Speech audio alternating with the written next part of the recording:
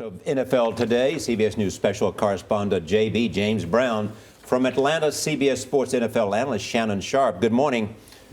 Shannon, does the punishment fit the crime? I think it does. I think the commissioner was severe in his penalties for two reasons.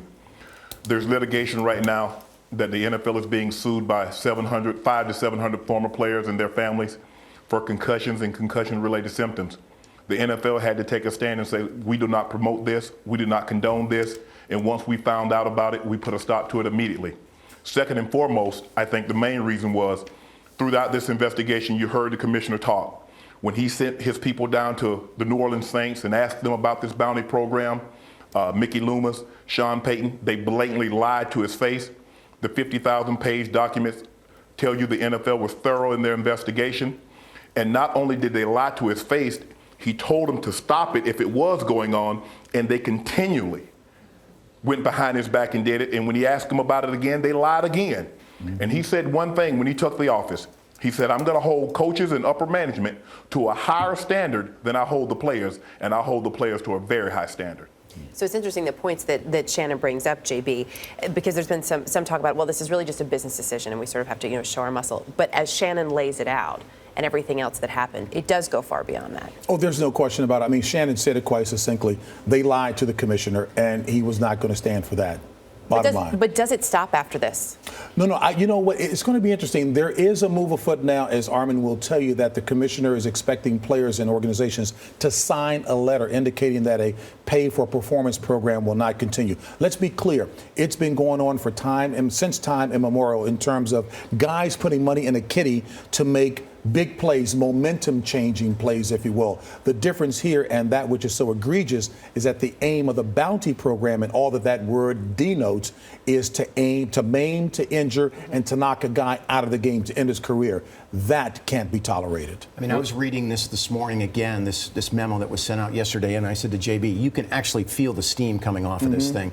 They are so upset, this deliberate, and I wrote it down, deliberate effort to conceal the program's existence by Sean Payton, lying to the commissioner's face repeatedly, and going to his assistant coaches saying, we've got to get our ducks in a row when this investigation was going on. That just is not going to work. So heretofore, where some of the coaches around the league were shocked, thinking that maybe it was a bit heavy-handed, once all the facts became known, I didn't find a coach who disagreed with the punishment that was meted out. And again, Shannon just laid it out. But I'd like to hear Shannon as well, too, because, again, there seems to be a move afoot where it's not unusual to expect pay for performance. You give some special teams players, you incentivize them to stop a team inside the 20-yard line without getting esoteric. Shannon, that went on for a while. Shannon. And it's still going on, and it's always going to go on, JB. And I heard one of my colleagues, I think that was Boomer's voice, saying you get a guy to try to injure a guy to play harder for $1,000. Those same guys play harder to get Monday and Tuesday off and not have to show up to work until Wednesday. It's not, I don't really think it was so much the money. It's the thing of being called out in front of your team and said, hey, we won this game because this guy had the game-changing play. JB, I remember I was in the 8th grade. We were playing a team and my coach called a timeout because we couldn't stop their running back. He said the next player that tackled this guy by himself, I'm taking him out of the ball game. He said, I want 5 Rydales on this guy every single time. He was their best player. He said, I don't want you to hit him dirty. He said, I want you to hit him every single time, 5 to 6 guys. The guy went out the ball game. We end up winning the ball game. You always try and take, through the scope of the game, the rules of the game, you always try to take the best player away from his team. There's some controversy about how they found out about this. What do you know about that? I know enough. A lot has been said about this, but Charlie, there was a lower-level employee within the organization, an ex-employee, who was disgruntled because of the way he was treated or not treated by Sean Payton and Greg Williams. And he was the one who went to the league and provided them with the documentation that gave the footing, if you will, to the league office to be able to pursue this and have unquestioned evidence that this program existed. So you're saying employee, not former player? Employee, not a former player. Shannon? And that's my only problem. Why didn't he come forward when it was going on. Why only after you were not an employee or no longer affiliated with the New Orleans Saints?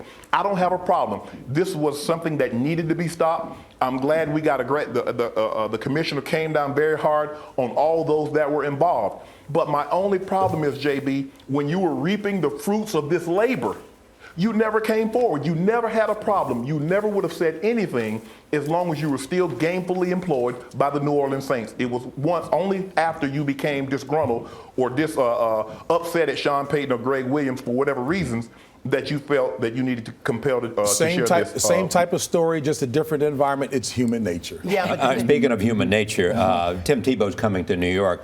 We've listened to the bad side of the NFL. Here is the side of the NFL that everybody gets excited about. Tebow, a New York Jet from the New York Post. Gangrene gets Tebow. So what do you make of this? Shannon is going to be pretty strong on that one. Let me hear. Shannon, let's hear you on this. I think this was something that had to be done. I commend John Elway because change is very unpopular, especially when it's been successful. This was a young man that came in for the Broncos. They were 1-4. He leads them to the AFC West division title. He wins a playoff game.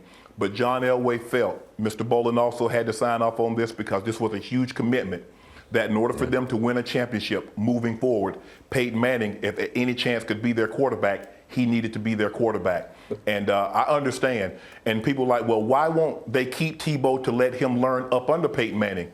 My grandfather JB used to always tell us, he says, as long as the lions and the elephants are in town, so is the circus. Okay. They had to remove this equation. By the way, Shannon will be here with a lot of Shannon-isms that you guys will love. Which we love. The circus is coming to New York. Yes, it is. More about this another day. Thank you, Shannon. Thank you, JB.